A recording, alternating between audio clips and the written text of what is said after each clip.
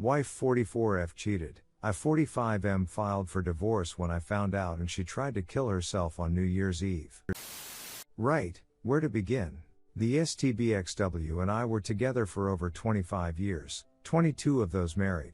Prior to this, there were no infidelities or large problems. We have 4 children, a pair of twins, boy and girl 20 years old, a son that's 19 and our youngest daughter is 15. I filed for divorce mid-December and had her move out of our home and back with her parents. Got a lot of voicemail left and emails and even handwritten letters about how sorry she is about what she's done, but I never replied in any way. When it finally dawned on her I was really going through this and there was nothing she could do to stop it, she attempted suicide. In all likelihood, she would have died had her parents not stayed at home to keep an eye on her. From what I've been told, she tried to overdose on pills, but no one knows where she got them in the first place. Her infidelity apparently became fully physical only recently, late November or early December, but even before that she was emotionally cheating for at least a few months before that. I don't care to find out how long, since it wouldn't really help me in any way. Since it was a married man with whom she had the affair, I'd notified his wife, so he's getting divorced too. Add to that, they're co-workers, which is how they met in the first place, and I assume they used work time to start the affair. For those that are going to ask, how did you find out? The answer is I didn't. Our son and daughter, the twins, did. They saw their mother kissing with the other man, in public. The place in question isn't somewhere where any of us usually pass through, and then they proceeded to inform me.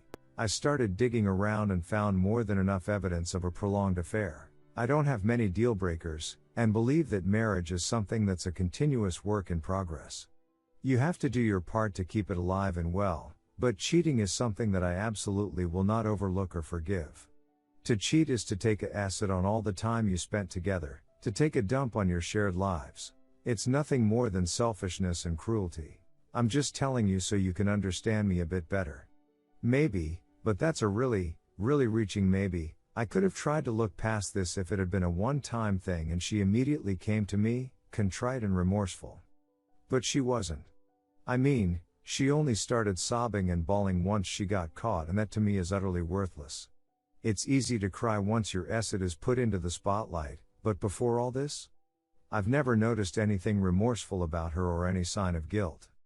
I just can't live with someone like that. Thankfully, all of the kids were supporting and understanding when I told them I was going to divorce their mother. Our youngest cried more than I did, but said I was doing the right thing, for all of us. She did ask me if she could live with me. The other 3 already have places of their own, by their own choice, and I told her she didn't even have to ask. I think that's the best thing in this situation overall, just having the kids there showing me not all of those years being with my wife were a waste. Whatever she's like now, I can at least be grateful for our children, if nothing else. I love them more than anything. Unfortunately, nearly everyone we know, barring the friends who were my friends before they became the families, are trying to get me to stop the divorce and talk to her, go into counseling or some other nonsense. More so after the suicide attempt. Needless to say, all those people are on my asset list and I've cut all forms of communication with them. Sadly, that includes the in-laws, whom I've really loved before all this happened, since I'm an orphan myself and saw them as the family I never had. They tried getting to me through their grandkids, which has soured them on visiting their grandparents in the near future. The kids tell me they love them, but they just can't be around them at this time because they're being so overbearing. They've also chosen to distance themselves from their mother, though they're still in touch obviously. I'm in therapy myself, going through some counseling because for all that's happened I feel nothing. When I look back at finding out about all this, I see the lack of rage and hurt is very worrying. My therapist says I've numbed myself on purpose, to help me get through this easier. I don't know. Before all this, if anyone asked me how I felt about my marriage and wife, I'd probably tell them I was as happy as I could be, with a big smile on my face. Now? Nothing. When I heard about the suicide attempt, you might as well have told me the weather forecast for the day. I didn't feel anything. Not for me personally, anyway. I was angry, in a way, as to what this could have done to our children, but beyond that, her trying to kill herself just doesn't get a reaction out of me. I'm not happy that she's realized how much she's ruined our lives, but I'm not feeling any sort of empathy either. I can't. It's just that I look at the situation and think yes, and? How is that any concern of mine? I'm not like that. Or at least I don't think I was like that before all of this. And my therapist assures me the numbness will pass, it's part of the healing process, but here we are, more than a month later and I still feel nothing about what happened. I'm honestly not sure if that's good or bad. I'll just have to wait and see. As to the rest of my life, the friends that stayed true to me aren't letting me spend much time alone. They understand that I do need some time for myself every now and again, but they don't want me too alone. It all seems so different now, you know? Now, my main concern here is about our kids. For now, they're keeping away from her, of their own free choice. I didn't poison them against their mother or anything of the sort, they just don't want to talk to her much at all. Our youngest has been hit the hardest by her mother's infidelity, and I've been thinking of maybe having her go for some therapy too, if we can't resolve this on our own. This is what really bothers me about the whole thing, that our children reacted so severely to their mother's infidelity. I'd be lying if I said I wasn't glad that they did react negatively to it, because it goes to show that they understand that adultery is no small matter and that it can, like it has for us, destroy marriages and families. But I'm worried about long term. Will they get over this? Will they eventually form a tangible relationship with their mother? Will they heal? If any of you folks have been in any situation as similar as ours, please share your experiences. TL, doctor, wife cheated, I filed for divorce, she tried to kill herself, and our children have been hit pretty roughly by all this, but they've supported me all the way. What can I do to make this easier for them? What can I do to help them heal? Story 2. I'm 29M divorcing my wife 21F, she's having an affair with a married man and I found his wife. Need advice. My wife and I recently decided to divorce and in the process of figuring out custody, where we will live and how our girls will be taken care of. I discovered she already has another boyfriend. Let me tell you about this boyfriend. He is my age 29. He has a wife of over 7 years, whom he is still living with and 2 kids. His wife doesn't work and never has. He apparently makes a great deal of money and has promised my soon-to-be ex-wife the moon. He says he has served his wife divorce papers and plans to sell their house and use the proceeds to buy the 2 of them a house together in the next few months. He has told her he will buy her a new car in the same time frame. He tells her about his family's cabin up north. He tells her he will put away a college fund for my daughters whom he has never met. My wife, whom still lives with me in a separate room, swoons over him. She texts him non-stop, and when I mean non-stop I mean almost 20,000 texts exchanged between the 2 of them last month. In fact, when she is home she never leaves the same spot on the couch because her phone routinely dies and she needs to plug it in to continue to talk to him.